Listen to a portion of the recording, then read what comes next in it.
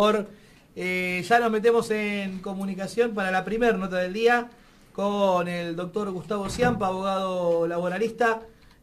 Doctor Luis Miguel Parola, Lucas Salazar, hola, muy buenos días. ¿Qué tal? Buen día, ¿cómo les va? Bien, agradeciendo el contacto y bueno, queremos conocer un poquito más sobre esta situación que se dio en la última semana, donde se habló de un registro de abogados que accionen contra las ART.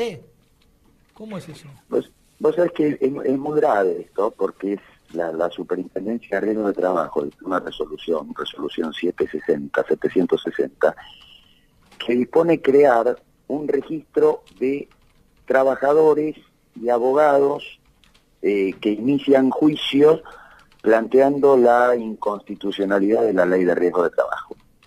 En este registro, o por esta disposición, se obliga a las ART, aseguradoras de riesgo de trabajo, a informar sobre los datos de las demandas que les llegan planteando la inconstitucionalidad de esta ley de riesgo de trabajo, e informar a este registro los datos de los trabajadores, nombre, apellido, número de cuide, la carátula del expediente donde surge el nombre y apellido, además del trabajador que inicia el juicio planteando la inconstitucionalidad de riesgo de trabajo, y los datos de los abogados que patrocinan al trabajador con nombre, apellido y número de cuenta. Esto es muy grave por, primero, varios aspectos. El primero es que esto es por un mecanismo más sofisticado, al que permite arribar los avances tecnológicos y la situación tecnológica actual. Esto es hacerle una marca en la frente a cada trabajador que está incapacitado, ya sea por una enfermedad laboral o un accidente de trabajo, y como no obtiene de la ART la reparación que considera adecuada, se ve con peligro a iniciar un juicio. Destaquemos que el juicio es el mecanismo institucional, constitucional, que existe en nuestro país cuando alguien se considera que está vulnerado algún derecho del que es titular, y el que está obligado a reconocer o a respetar ese derecho no lo respeta. El mecanismo constitucional nuestro para la controversia, para la resolución de controversia de conflicto de derechos, acudir a la justicia, hacer un juicio. Esto es estigmatizar a los trabajadores. Va a haber una base de datos en el cual van a estar inscritos todos los trabajadores que hacen un juicio contra su empleador o contra la ART o contra ambos, y esto señalar a los trabajadores, esta es la casa de brujas, es la base de datos para que queden registrados todos los trabajadores que hacen un juicio por haber padecido un accidente de trabajo o una enfermedad laboral. Esto en el contexto, además, es ilegal por sí.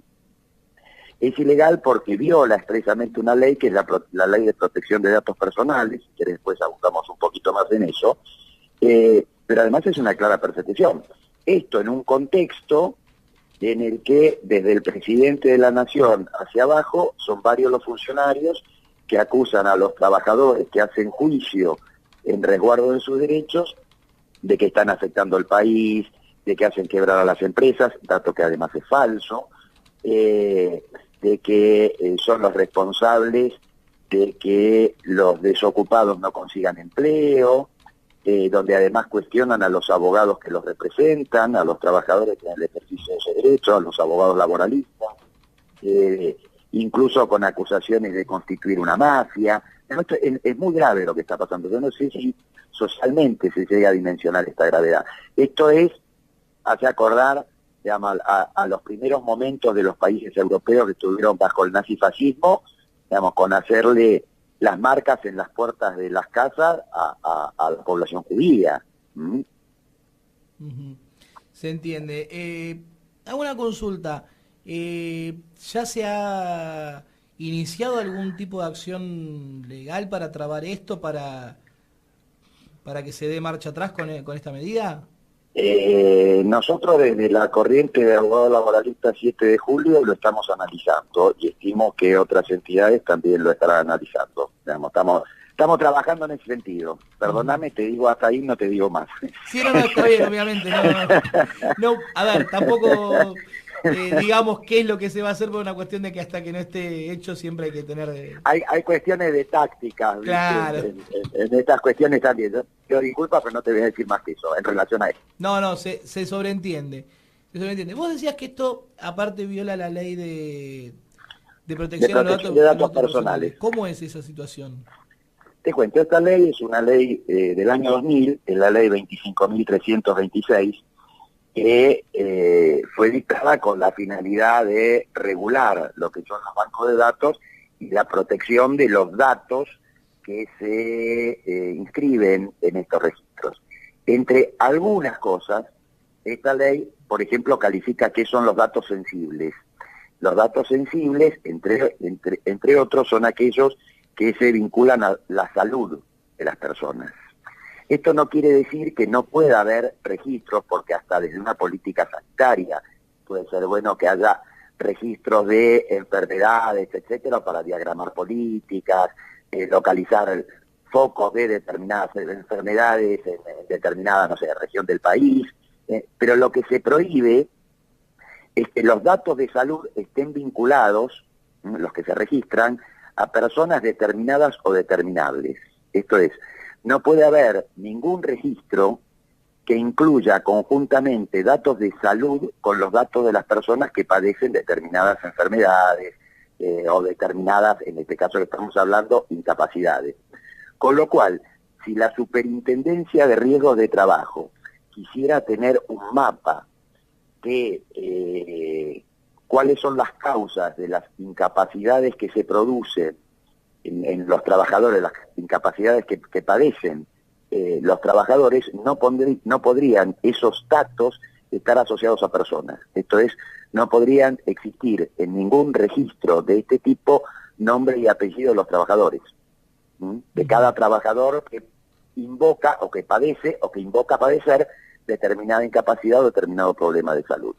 Desde el punto de vista que este registro que se crea por la resolución, el CIREL es la sigla del nombre completo del registro, incluye los datos de los trabajadores, esto es una grosera violación de la Ley de Protección de Datos Personales. Lo mismo, digamos, la inclusión de los datos de los abogados, de los abogados que representan a los trabajadores en estos pleitos. Pero además hay un dato muy singular. En este registro no se ordena asentar las sentencias, por ejemplo, que hacen lugar a los reclamos de trabajadores porque no fueron satisfechos sus reclamos por las comisiones médicas, por la CRT, por la Superintendencia de Riesgo de Trabajo. Uno podría decir, si se registraran sin los datos de los trabajadores, las condenas judiciales que hay, la Superintendencia de Riesgo de Trabajo podría establecer un mapa de en qué son insuficientes las prestaciones que dan las ART o las indemnizaciones que pagan, porque si vos tenés, por ejemplo, 100 sentencias que condenan a determinada ART a pagar reparaciones por determinada incapacidad previamente rechazada, desde la política estatal vos podés hacer algo, porque tienes facultades para eso, porque esa ART no está cumpliendo con sus funciones, y tienen herramientas para hacerlas cumplir con sus funciones. Pero esto no es lo que ordena el registro. El registro es la base de datos de los trabajadores y abogados que plantean la inconstitucionalidad de la Ley de Riesgo de Trabajo. La inconstitucionalidad, además de la última reforma, la que entró en vigencia a principios de este año, en que les obstruye a los trabajadores el acceso a la justicia. Esa ley está destinada a impedir a los trabajadores que reclamen por sus derechos. Vos sabés que en los considerandos de esta resolución está el reconocimiento, digamos, cuando quienes propugnaban la sanción de esta ley, cuando se discutía en el Congreso de la Nación, decían, esta ley va a mejorar las prestaciones, va a hacer que los trabajadores cobren más rápido las reparaciones que les corresponden, etcétera. ¿Qué dice la resolucionista en sus considerandos respecto de esa ley? Que esa ley que fue propugnada por el Poder Ejecutivo Nacional, ¿no? El actual gobierno, dice que esa ley tuvo por finalidad aminorar la notable proliferación de litigios individuales. Eso es el reconocimiento. Esa ley tuvo por finalidad impedir a los trabajadores acceder a la justicia. ¿Cómo? Primero, obligándolos a tramitar previamente, acceder a la justicia, un trámite tortuoso, de difícil cumplimiento, sumamente extenso en el tiempo, pero además, finalizado ese trámite le genera un mecanismo extorsivo, que le dice al trabajador, mire, usted tiene derecho a cobrar X suma de dinero por determinado porcentaje de incapacidad que usted tiene. Vos pensás que para esto el trabajador estuvo durante un lapso muy extenso de tiempo, puede llegar a ser unos años, más allá de que la ley dice 60 días, y esos 60 días son falsos, porque calcula nada más el último tramo de este procedimiento administrativo previo. Pero este procedimiento puede llevar años, y el trabajador hace ese procedimiento incapacitado. En situaciones en las cuales, por ejemplo, depende de la provincia en la que esté el trabajador accidentado, tiene que recorrer 400 kilómetros y se llega hasta 700 kilómetros para tener que someterse a una revisión. Un trabajador accidentado, incapacitado, tiene que hacer 700 kilómetros para someterse a una revisión. Esto, por ejemplo, en el caso de la provincia de Santa Cruz. En la provincia de La Pampa, en situaciones donde tienen que transitar 400 kilómetros para someterse a una revisión. Si no va a la remisión, puede llegar a perder el derecho a ser reparado, digamos. Y si hace esa cantidad de kilómetros, se somete a la reparación y el porcentaje de incapacidad que le determinan es inferior al que considera que tiene, o si la suma que el sistema le dice que le va a pagar es inferior a la que él considera que tiene derecho a percibir, el sistema le dice, mire, si usted quiere cobrar, cobre esto y no puede reclamar nada. Y si no, recién ahora, vaya e inicie un juicio persiguiendo que le repare la totalidad del reclamo. Esto es obstruir el acceso a la justicia, esto es impedir el acceso a la justicia, que es un derecho humano reconocido por los tratados internacionales como tal, digamos, hay una violación a un derecho humano, y además a través de un mecanismo extorsivo. Esta fue la finalidad de la ley, y a eso se suma esta resolución que pretende estigmatizar a los trabajadores que reclaman por sus derechos y a los abogados que los representan. Doctor, le quería consultar sobre lo que puede llegar a suceder, en este caso, plena campaña electoral, obviamente, en estas próximas elecciones, si llega a haber una victoria, en este caso del oficialismo, ¿piensa que puede haber este tipo de leyes que puedan llegar a salir mucho más frecuentemente? A ver, vos fíjate que estando en campaña electoral, el oficialismo viene hablando del presidente de la Nación, el ministro del Trabajo, etcétera, de una futura reforma laboral. No dicen estrictamente cuáles van a ser los contenidos, pero se deducen de sus dichos. El ministro de Trabajo hizo declaraciones el otro día en un programa radial que fue tomado por muchos medios radiales, gráficos, etcétera, de que los trabajadores van a tener que ceder privilegios.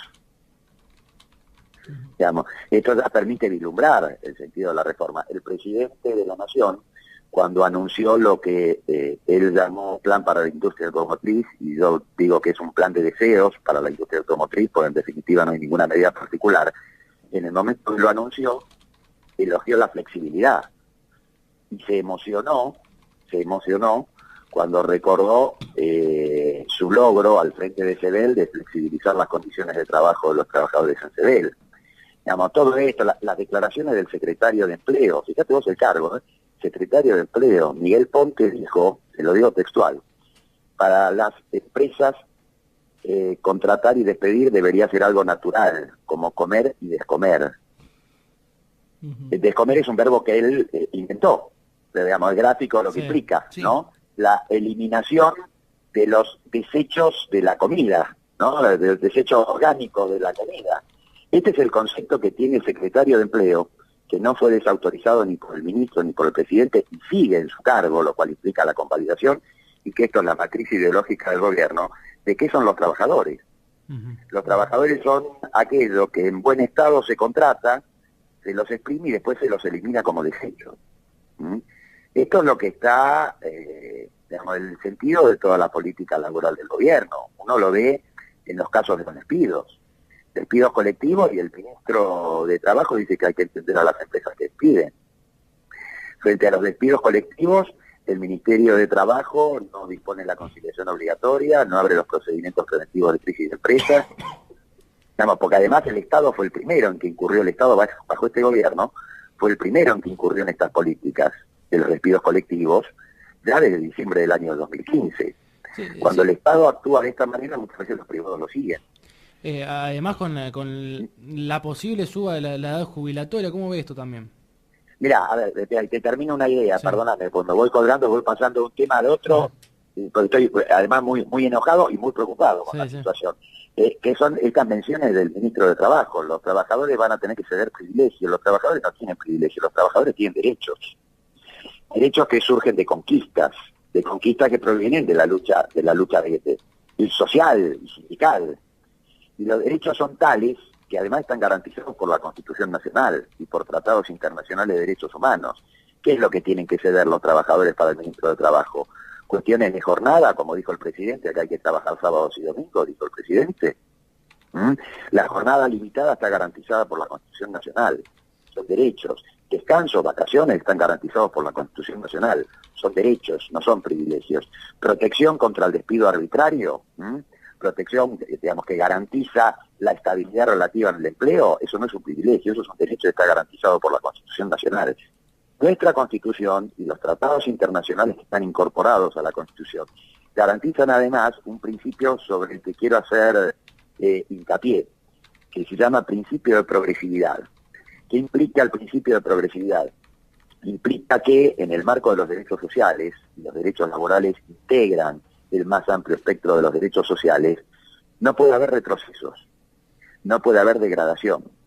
Cualquier paso atrás en los derechos, digamos, cualquier retroceso en los derechos que tiene reconocido un país, en este caso a los trabajadores, los derechos de los trabajadores, es inconstitucional y viola las obligaciones del Estado Nacional de respetar los tratados internacionales y obviamente la Constitución Nacional. Con lo cual no puede haber retrocesos en los derechos, en esto que para el ministro de Trabajo no son derechos sino privilegios. Ahora, el ministro no apunta a los privilegios que se dieron a determinados sectores concentrados de la economía, eliminando las retenciones o reduciendo las retenciones. Esos son privilegios. Privilegios son los que le dan a la banca, principalmente a la banca financiera internacional. Esos son privilegios. Esos no son derechos. Y los de los trabajadores no son privilegios, los de los trabajadores son derechos. La edad jubilatoria. La verdad es muy alarmante que un candidato a diputado nacional diga que los nacidos en este siglo van a vivir 200 años. Es candidato a diputado nacional. Es muy poco serio. Porque además con ese razonamiento, ¿qué van a pretender? ¿Poner la jubilación a los 150 años? Pero digamos, no nos vayamos a este exceso y corramos a esta barbaridad que dijo este funcionario. ¿Cómo van a llevar la jubilación a los 75 años? El promedio de vida está en 71 años. El promedio de vida está en 71 años. ¿A quién quién va a tener derecho a cobrar jubilaciones? Lo que quieren es, bajo otra forma, y esto sin perjuicio de lo que pueden tener en vistas para más adelante, es que no haya jubilaciones. Es generar una caja de dinero, tal como fue la de las AFJP en su momento, pero ahora además el Estado. No quieren que haya jubilados, no quieren tener que pagar jubilaciones. En base a esto, y digo, ¿por qué digo sin perjuicio de lo que pueda pasar en el futuro? Y porque también se está hablando de alguna forma de privatización del sistema previsional. Digamos, otra vez el regreso a las AFJP, quizás bajo otra denominación, pero es el mismo tema. Se entiende. ¿Qué puede pasar con las elecciones? A ver, estamos en el marco de una campaña electoral.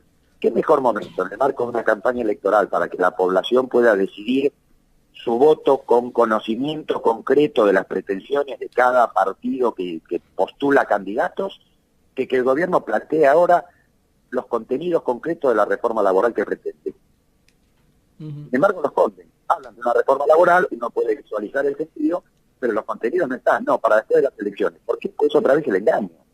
Sí, esto en el marco es otra vez el engaño del 2015. Nadie va a perder los derechos que tiene, dijo el presidente. Y después miren lo que pasó.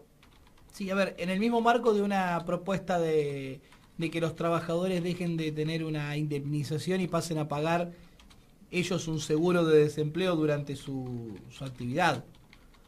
Claro, este es el capitalismo que quieren imponer, ¿no? A ver, esta propuesta ya la hizo Cavallo allá por el 94-95.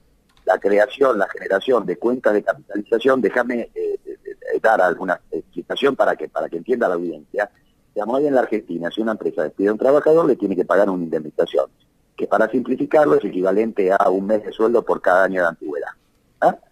Lo que buscan este sistema de cuentas de capitalización es que las empresas ya no tengan que pagar una indemnización, sino que mensualmente se deposite un determinado porcentaje del salario en una cuenta bancaria, y cuando la empresa despide al trabajador no le tiene que pagar nada y el trabajador va y retira el dinero de la cuenta. Esto primero es inconstitucional, pues la ley garantiza protección contra el despido arbitrario y esto no es protección contra el despido arbitrario.